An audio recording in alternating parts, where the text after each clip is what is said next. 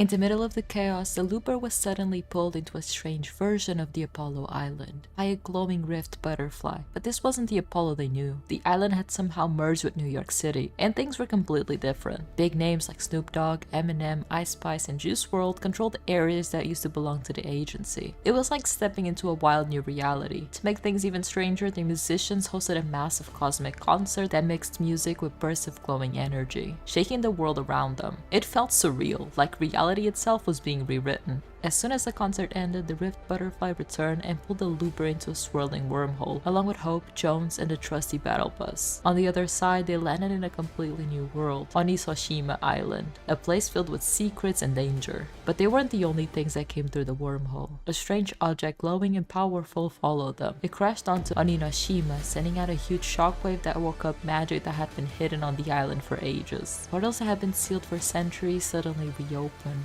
and with them came an invasion of demons, ready to take over. The arrival of the artifact marked the start of something huge, and the battle to save the island had only just begun. When the artifact crashed onto Oninoshima, the entire island shook. Its energy sent out a massive shockwave that woke up old magic buried deep within the land. Portals that had been closed for centuries burst open, letting demons pour through and attack. Hope and Jones, experienced from their battles on Helios Island, quickly realized the artifact wasn't just any object. Its glow reminded Hope of Pandora's box, making her wonder if it was connected to her strange powers. The two set up base in a bustling city called Hopeful Heights, a place where survivors from all over the island were gathering to escape the chaos. Even though the city was protected by magical barriers, cracks were starting to form. Strange shadows and whispers were creeping through, and people were getting nervous. Hope and Jones team up with the Looper, a skilled fighter, to figure out what the artifact really was and how to stop the demons. The Looper's journey started in Hopeful Heights, where they met Kendo and Jade, two locals who had been defending the island since the demons appeared. Kendo was a tough warrior who believed in protecting Oninoshima's traditions, while Jade was curious and loved studying the island's old magic. The first mission was clear: stop the demons from getting closer to Hopeful Heights. Together, they fought back waves of attackers and collected a strange glowing substance called Essence, left behind by the defeated demons. Jade thought the Essence might hold clues about the artifact, so they brought it back to study.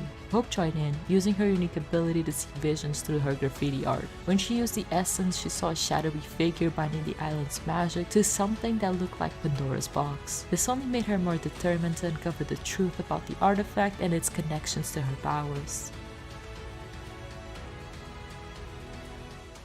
Things took a turn for the worse in week 2 when Jade went missing. Kendo was sure his brother Daigo was behind it. Daigo was known for making magical masks out of trapped sprites, and he had been hiding in masked meadows far from the safety of the city. Kendo and the Looper headed into the creepy night shift forest, following rumors about a portal to the spirit realm, where they believed Jade was trapped. The forest was dangerous, full of demons and strange noises. At its center, they found a glowing portal that felt eerily similar to the artifact. In Daigo's underground workshop, the Looper discovered the truth. Jade had asked Daigo for help after feeling cursed by the demons. Daigo gave her one of the magical masks to protect her, but the mask backfired and sent her into the spirit realm instead. Daigo claimed he didn't mean any harm, but Kendo wasn't sure if he could trust him. The spirit realm was unlike anything the Looper had seen before. It was a strange shifting world where the normal rules of time and space didn't apply. Jade's presence could be sensed, but reaching her wasn't easy. The demons in the spirit realm were smarter and more powerful than the ones on Onisoshima, and they seemed to know more about the artifact than anyone else. Hope started to believe that the artifact might be more than just a piece of Pandora's box. It could be a fragment of the 0 point itself. If that was true, its power could affect not just Onisoshima, but every reality it touched. As the Looper battled through the spirit realm to rescue Jade, more mysteries popped up. Who tied the island's magic to Pandora's box in the first place? Why did the Rift Butterfly bring the artifact to Onisoshima? And what did Hope's connection to Pandora's box really mean for her future? While back in Hopeful Heights, things were getting worse. The barriers protecting the city were starting to fail, and demons were slipping through more often. Survivors were scared, and some even started whispering about a new danger, something much worse than the demons. Some claimed they saw dark figures lurking in the forest, watching from the edges of the portals. Others spoke to a demon lord who was gathering an army to take control of the artifacts. Hope, Jones, Kendo, and the Looper knew time was running out. They needed to figure out what the artifact was and how to stop the demons before it was too late. But the more they learned, the more complicated things became. Could they protect Onisoshima and uncover the artifact's secrets? Or would the island's ancient magic fall into the wrong hands? It all starts with the crash of an ancient artifact that doesn't just bring magic back to the Fortnite island. It completely disrupts the fabric of reality itself. Dimensional rifts begin appearing across the map, connecting our world to others. These rifts aren't just eye candy, they're conduits for creatures and entities from other dimensions. And here's the kicker, the arrival of these rifts sets the stage for some seriously epic chaos. The demons? Yeah, they're terrifying. But as the island plunged into chaos, the rifts also bring unexpected allies. Enter Godzilla and King Kong. Let's talk about their roles in this wild storyline. First up, Godzilla, this legendary kaiju, the king of the monsters, rises from the ocean's depths, drawn by the unnatural disturbances caused by the artifact and the rifts. But Godzilla isn't here to just stomp around aimlessly. No, he's the guardian of the balance. He senses the demonic chaos threatening the natural order of the island and decides to intervene. Godzilla's mission? To restore balance by taking on the malevolent forces head on. And let's be real, seeing Godzilla unleash his atomic breath on these demons is the definition of epic. Now let's talk about King Kong. Unlike Godzilla, who emerges from our world's ocean, Kong arrives through one of the dimensional rifts. And while Godzilla's focus is on restoring balance, Kong takes a more personal approach. Kong becomes the protector of the realm, allying with the island's inhabitants. His immense strength and agility makes him a crucial asset in the fight against the demonic invasion. But while all this is happening, something is going on with Kendo and Hope. It all begins with Kendo investigating the artifact's crash site. But instead of answers, he finds an empty crater. Strange, right? Hope soon joins the investigation, and the two discover that splinters of the artifact have scattered all across the island. This is where things get creepy. Hope figures out that these splinters are somehow tied to the demons haunting the island.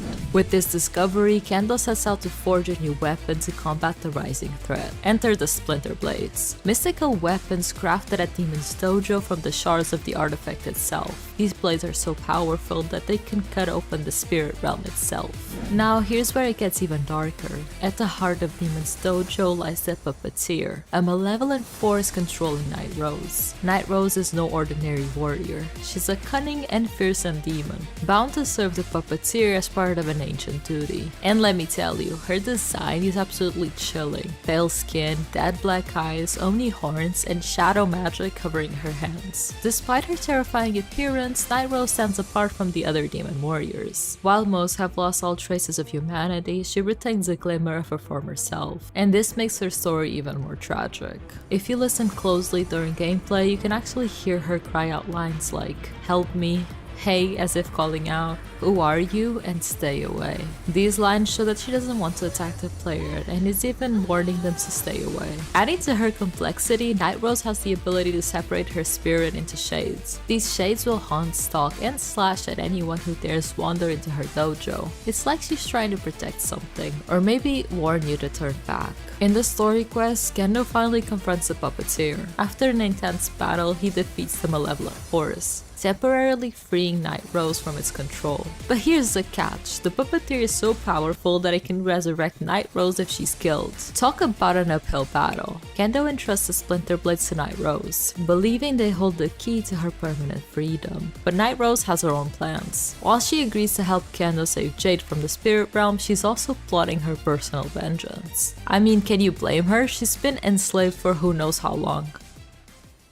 Now, if you're brave enough to venture into Demon's Dojo, you're prepared. Night Rose may no longer be under the Puppeteer's control, but she's not exactly welcoming. Shades still guard the dojo, stalking and haunting anyone who dares enter. The atmosphere here is pure nightmare fuel. And let's not forget, Night Rose's ultimate goal is to reveal the secrets of the comet. What does she know that we don't? That's the big question. So there you have it, from the chaos unleashed by the artifact and its rifts to Godzilla and King Kong stepping in as unexpected unexpected saviors in Night Rose's heartbreaking fight for freedom. This season of Fortnite is packed with twists, battles, and mysteries. But the story doesn't stop here. The Splinter Blades, the secrets of the common, and Night Rose's quest for vengeance leaves us all with one question: what comes next?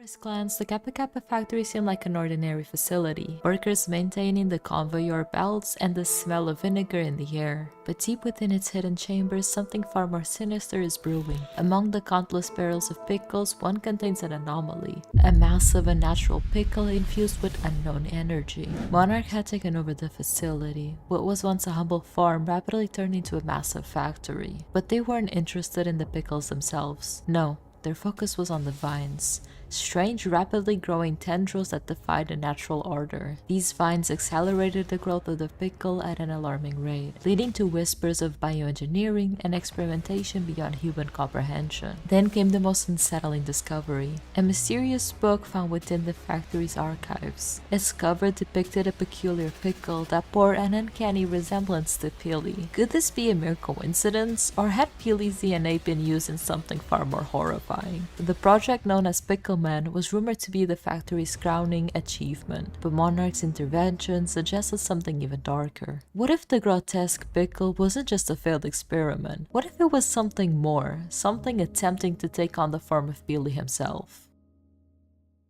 While chaos loomed on the horizon, another battle was being fought in the shadows. Dago, the enigmatic mask maker of masked meadows, had been searching for something his entire life: power beyond the mortal realm. As the eldest of his siblings, he inherited a Thousand Faces shop, once a thriving business, now a sanctuary for his relentless experiments. His true obsession? The Mask of Power. This ancient artifact was rumored to be crafted by his ancestors during the Shattering War, a battle fought between mortals and Oni for dominion over the spirit realm. Legends warned that the mask had once torn the veil between worlds, allowing demons to slip into reality. But for Dago, this wasn't just about power. His sister Jade had vanished into the spirit realm, trapped between worlds. His experiments with masks had unintentionally amplified her curse, and now she was reaching out through the veil. The mask was the key to saving her, but at what cost? The mask had put her there in the first place, but it's the only thing that can bring her back. Some believed it could bind her essence back to the mortal plane. Others feared it would only deepen the rifts, unleashing the Oni and their dark warriors upon Oninoshima. The spirit realm wasn't just another dimension, it was a prison, a fractured plane where past and present blurred together. V, once a member of the old Fox clan, had barely escaped its grasp. She spoke of a forest she only described as old and bad, something that had devoured the souls of her kin. Now with the rebirth of the Fox clan and Drift's second apprentice, Surge stepping into the light, the past threatened to return. And the deeper Dago delved into the secrets of the Mask of Power, the more he realized that the spirit realm was on the verge of collapse. Jade's voice grew desperate, repeating one cryptic phrase: "The Shard, the Shard." Hope and Jones had been searching for the Zero Shard, completely unaware of the dark forces plotting in the background. But Valeria's recent loading screen, depicting a cracked 0 point, hinted at a chilling truth. Pandora's box and the Zero Shards were one and the same. If left unchecked, these shards could become conduits for dark artifacts, spreading corruption across the island. Enter Odyssey, a traveler between realities. She hadn't arrived in Chapter 5 by chance. She was here with a purpose. She had seen this before in another timeline, in another reality.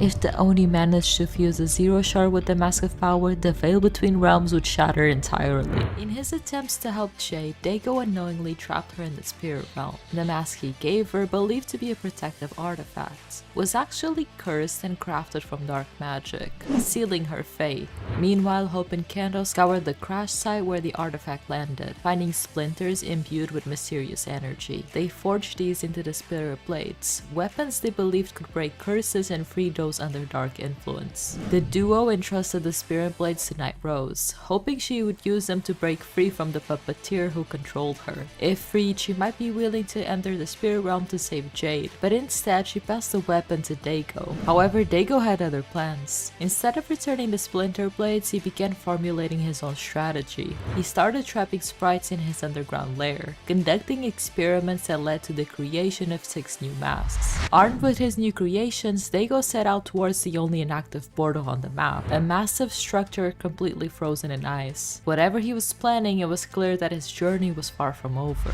The event kicks off with Daigo harnessing his power to unite the floating masks, forging a golden mask of immense energy.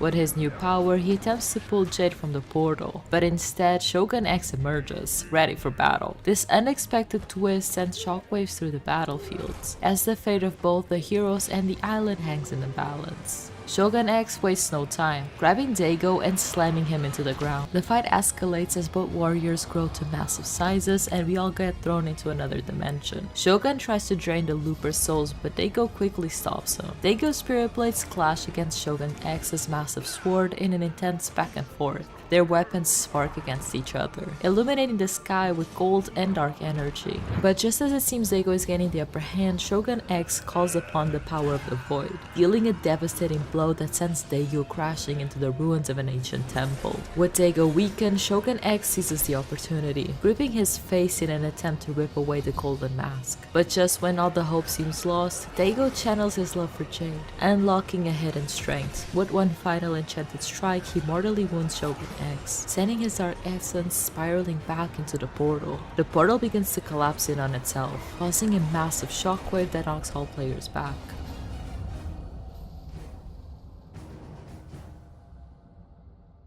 With Shogun X gone, the portal stabilizes, allowing Jade to finally return. She quickly informs the Looper of a dire threat. The spirit realm still holds the Zero Shard, and if it escapes, it could consume the island entirely. The battle might be over, but the danger is far from gone. As for Daigo, no one knows where he is. Many believe he remains trapped within the spirit realm, searching for both the Dark Presence and the Zero Shard. If he's alive, he may be the only one who can stop it, or he's just gonna make things a million times worse than what they already are. Another shocking revelation emerges. Shogun X was the puppeteer all along. He was the one who possessed and controlled Night Rose. While she had already broken free from his grasp, his final defeat means she's truly free at last. No more fear, no more control. For the first time, she can finally breathe. But perhaps the most shocking twist, Warrior's Wash is now overflowing with gold. The moment the event ended, massive amounts of gold appeared across the location, sparking one undeniable theory: Midas is back. And one question remains: what role will he play in the chaos of Chapter 6 Season 2? If you ask Jade about the gold, she says she doesn't know what it is, but that it will bring greed, fighting, and mayhem. Well, that lines up perfectly with Season 2's crime-focused theme. Expect a season full of heists, vaults, and high-stakes action. So next to the portal, you can now find a radio that appears to be transmitting Morse code. Some dedicated players have already translated the message, and it spells out "Breached Vault."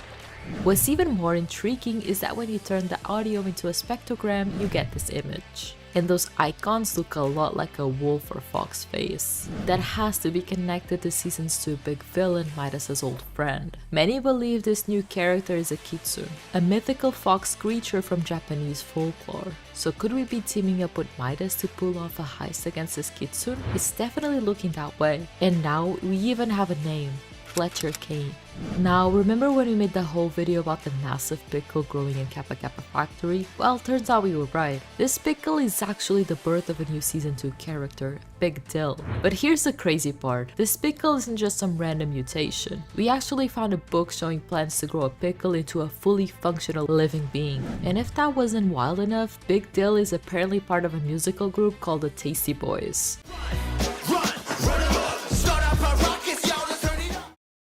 The story of Fortnite continues to unfold, and things are getting intense. Daigo is missing, crime is spreading, and gold has taken over the island. According to a conversation between Jade and Kendo, Daigo is no longer on the island. That means he's exactly where he said he would go, the spirit realm. But there's a problem. During the battle between Daigo and Shogun X, the main spirit portal shattered, and the remaining portals vanished. Even if Daigo wanted to return, he can't. He's trapped in the spirit realm with no known way out. out. Meanwhile, back on the island, something strange started happening. The western regions of Oninoshima transformed. Leaves turned gold, streaks of gold appeared in the grasslands, and even the river started flowing with gold. But where there's gold, there's greed. With gold appearing everywhere, chaos followed. But one man, Fletcher Kane, took control. He's a robber baron who sees the opportunity to establish his own empire, building a network of banks and ruling the region with his wealth. As Kane's influence grew, so did the resistance against him. Skillet, a retired criminal, wasn't about to let Kane have it all. He called on the Looper for one last job, a heist that would shake Kane's empire. Using a batch of thermite, they cracked open a bank vault, then intercepted Kane's communications at Outlaw Oasis to prevent reinforcements. With the help of Skillet's associate Valentina, they managed to rob Kane's personal safe and escape with a stash of gold.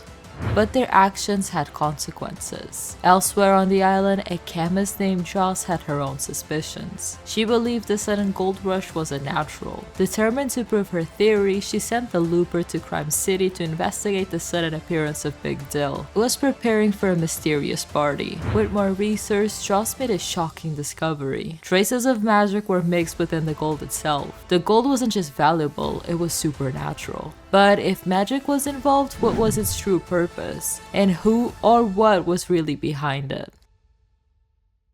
Midas stood at the heart of the operation, his golden touch extending beyond wealth. This time he sought control. The island was in turmoil and the 0-point shard was at stake. Kane and Dago, two powerful rivals, were closing in. But Midas had a plan, and to execute it, he needed the help of a trusted Looper, someone willing to infiltrate the shadows and retrieve what was necessary. The mission began with a test of loyalty. To prove themselves, the Looper had to complete a shadow briefing, choosing from a variety of covered tasks. Shadow had always been loyal to Midas, and their resurgence in these operations confirmed that he was rallying his forces. This was more than a simple job. It was the beginning of a war against Kane's growing influence. With their credentials established, the Looper moved on to the next phase, securing alliances. The black markets were the key. Midas needed the outlaws on his side, or at least to ensure they wouldn't stand against him. With a hefty sum of 1,000 bars, the Looper greased the wheels of the underground, ensuring that when the time came, the outlaws would remember who had paid them well. But power wasn't just bought, it was taken. The Looper's next mission led them deeper into the black market's secret vaults, where outlaw chests held critical supplies. Not just anyone could access them though. A rare or better outlaw keycard was required, which meant those who had sought treasure had to earn it. By completing 10 stages of outlaw keycard progression, the Looper finally obtained what they needed and cracked open the chest. Inside, the tools for the next phase of Midas' operation lay awaiting. Then the mission took an eerie turn. Armed with a sensor backpack, the Looper followed the trail of something ancient, something powerful. The air crackled with energy as they climbed the mountains south of Crime City. There they found traces of something unnatural, a broken portal pulsing with residual energy. Looming above them was a colossal wolf statue, its gaze seeming to pierce through time itself. Whatever the 0-point shard was, it had already begun to disrupt reality.